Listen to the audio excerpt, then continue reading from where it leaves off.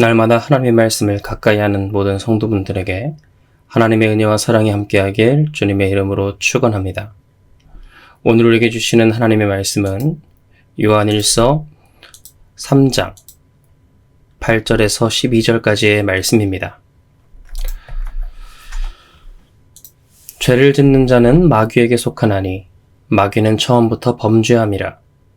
하나님의 아들이 나타나신 것은 마귀의 일을 멸하려 하심이라.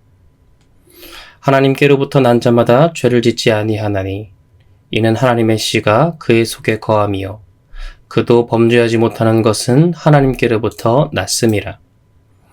이러므로 하나님의 자녀들과 마귀의 자녀들이 드러나나니 무릇 의를 행하지 아니하는 자나 또는 그 형제를 사랑하지 아니하는 자는 하나님께 속하지 아니하니라.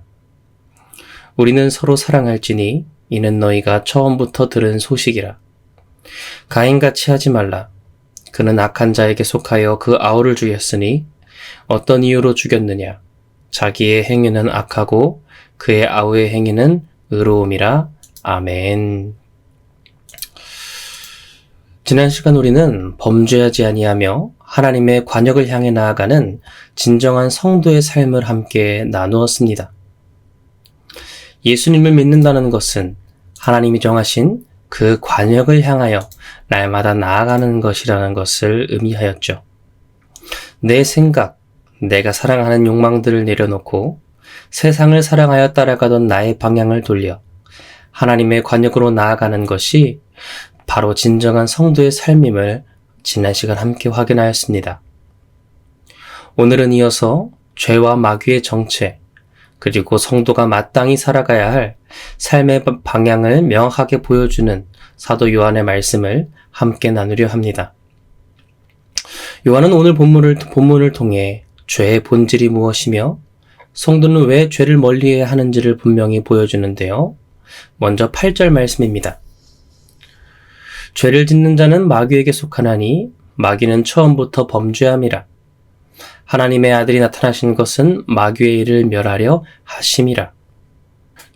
죄를 짓는 자는 마귀에게 속한다.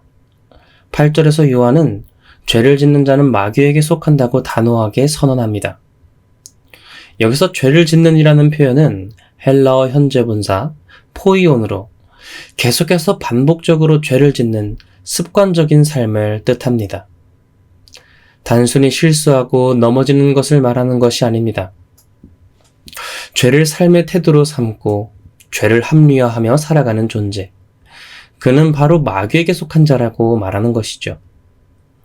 요한은 왜 이렇게까지 강한 표현을 사용할까요? 그 이유는 요한이 죄를 단지 윤리적인 실수로 보지 않기 때문입니다. 죄의 뿌리는 존재론적인 반역인데요. 죄는 하나님의 뜻에 대한 반역이고 그 시작은 바로 마귀로부터 왔다는 것이죠. 여기서 마귀는 어떤 존재입니까? 8절 말씀을 보니 마귀는 처음부터 범죄함이라 라고 합니다.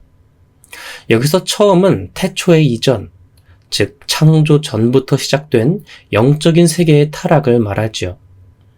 인간이 창조되기 전에 벌써 영적인 세계에 교만하여 타락한 마귀가 있었고 이들에 의해서 범죄가 먼저 선행했다는 것입니다. 그리고 이 마귀에 의해서 인간의 타락도 시작되었죠.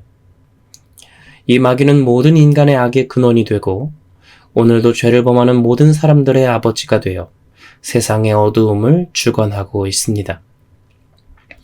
요한은 죄를 짓는 자마다 이 마귀에게 속하고 거하는 사람이라고 강력한 말씀을 전하고 있는 것이죠. 더 나아가 요한은 바로 이런 죄의 권세를 멸하기 위해 하나님의 아들 예수 그리스도께서 나타나셨다고 선포합니다. 예수님은 단지 죄의 결과만을 처리하러 오신 것이 아닙니다.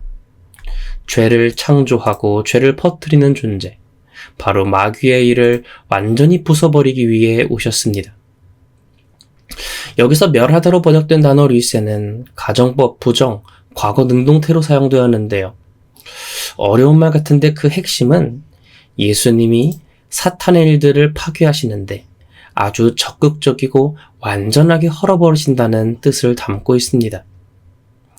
예수님의 십자가는 단지 죄의 용서가 아닌 죄의 뿌리를 흔드는 해방의 선언인 것이죠.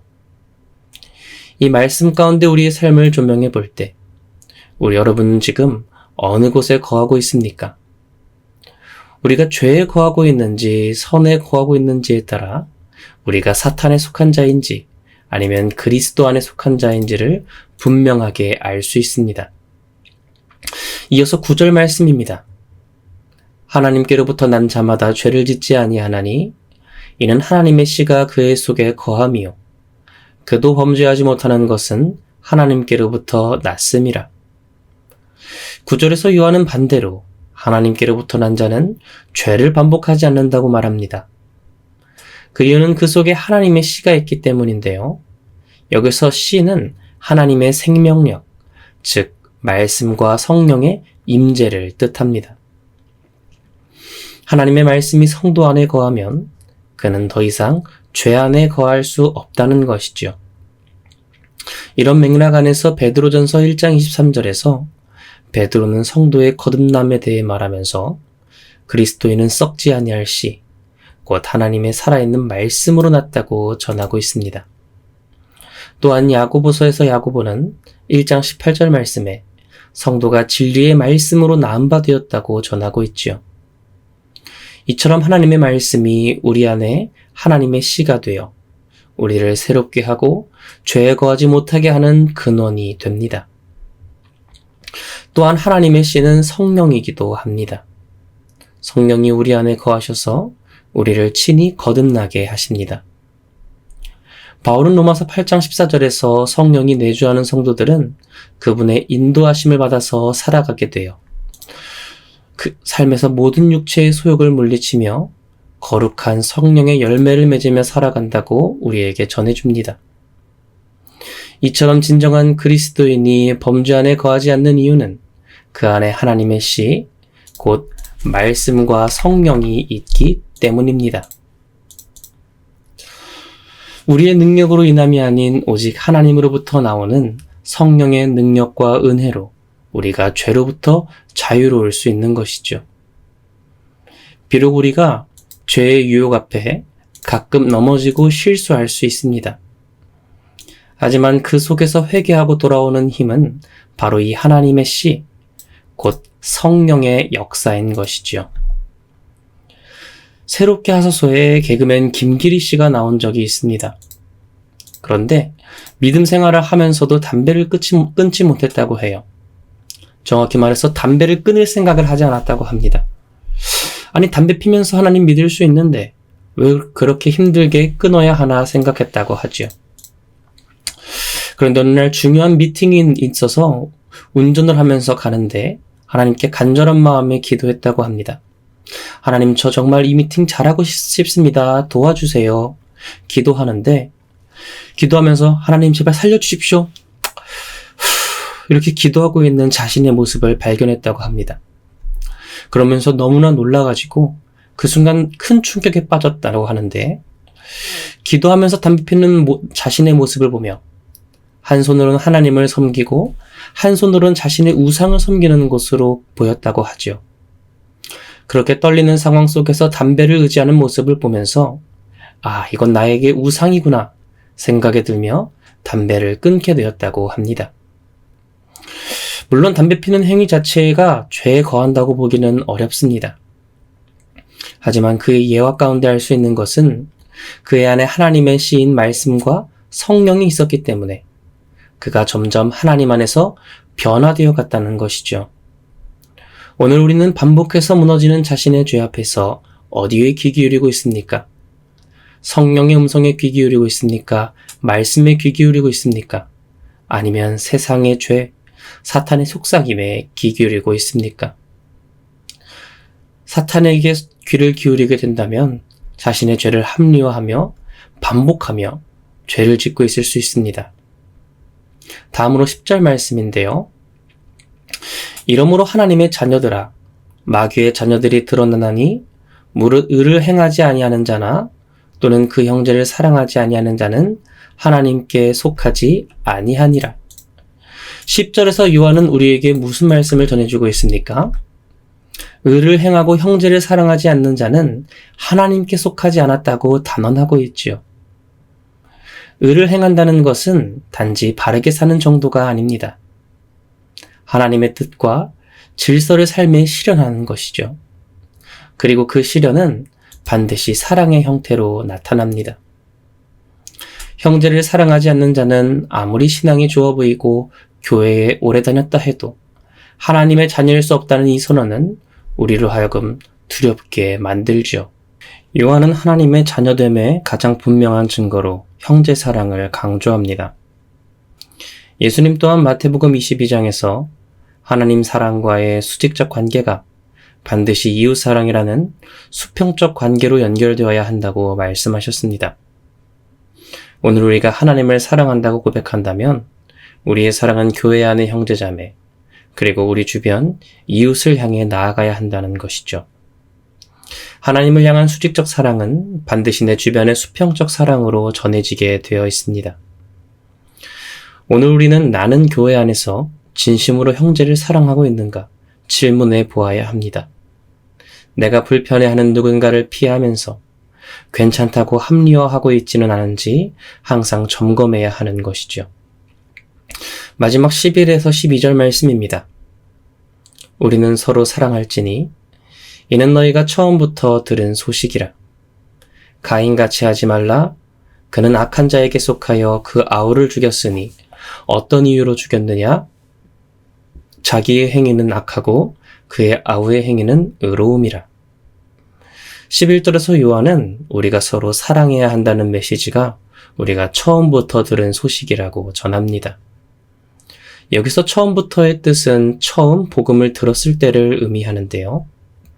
서로 사랑하라는 계명은 초대교회 공동체에게 복음이 처음 전파될 때부터 선포되었을 정도로 아주 강력하게 강조된 메시지임을 기억해야 합니다. 더 나아가 요한은 가인과 아벨의 이야기를 전해주지요. 가인은 인류 최초의 살인자이자 형제 사랑의 계명을 정면으로 위반한 대표적인 인물이죠. 그래서 요한은 가인처럼 행하지 말라고 교훈하고 있습니다. 여기서 요한은 가인이 행한 살인에만 초점을 맞추고 있지 않는데요. 왜 가인이 동생 아벨을 살해했습니까? 자기의 행위는 악하고 아우의 행위는 의로움이라. 자기의 부족한 모습과는 다른 동생의 모습을 보며 그 안에 미움이 자라나게 되었지요. 내 안의 부족함이 형제를 향한 미움으로 변할 때 그 행함 자체가 살인이 될 수 있는 것입니다. 그래서 예수님은 마음에 미움을 품고 형제에게 욕하는 사람마다 이미 살인을 범하였다고 말씀하셨습니다. 오늘날에도 우리는 말로, 시선으로, 태도로 가인처럼 살인하고 있지는 않은지 돌아보아야 합니다.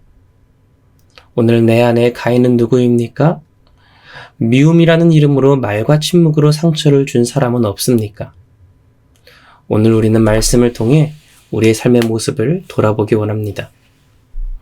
사랑하는 성도 여러분, 요한은 오늘 본문에서 두 종류의 사람을 보여주지요. 하나님의 자녀, 그리고 마귀의 자녀. 그 기준은 단순합니다. 의를 행하느냐, 형제를 사랑하느냐, 사탄 안에 거하느냐, 하나님의 씨로부터 나서 그리스도 안에 거하느냐입니다. 우리의 믿음은 행동으로 나타납니다. 성령과 말씀으로 난 자는 죄를 멀리하고 사랑을 택하지요. 이 새벽 성령께서 우리 안에 하나님의 씨를 더욱 자라게 하시기를 원합니다. 그렇게 날마다 성령의 도우심 아래 죄와 싸우며 사랑으로 살아가는, 그래서 하나님의 마음을 기쁘시게 해드리는 저와 여러분이 되길 주님의 이름으로 축원합니다. 이 시간 함께 기도하겠습니다. 할렐루야. 은혜와 사랑이 많으신 주님, 오늘 이 새벽 우리를 부르시고 요한일서의 말씀을 통하여 우리에게 진리의 말씀을 알게 하시니 감사드립니다. 우리를 붙드시는 그 놀라운 하나님의 사랑, 하나님의 놀라운 그 진리가 우리 삶 가운데 심어져 하나님의 씨, 하나님 성령과 말씀이 우리 안에 자리 잡게 하시고 죄 안에 거함으로 사탄의 자녀가 아닌 성령의 씨로 말미암아 하나님께 영광 올려드리는 생명의 자녀들 될 수 있도록 함께하고 인도하여 주시옵소서. 우리 안에 미움은 그 어떤 것이라도 사라지게 하시고 날마다 하나님을 사랑하며 하나님을 붙드는 거룩함 안에 거하는 모든 화평의 성도들 될 수 있도록 함께하고 인도하여 주시옵소서. 날마다 주께 가까이 나아가기를 원합니다. 감사드리며 살아계신 예수님의 이름으로 기도드립니다. 아멘.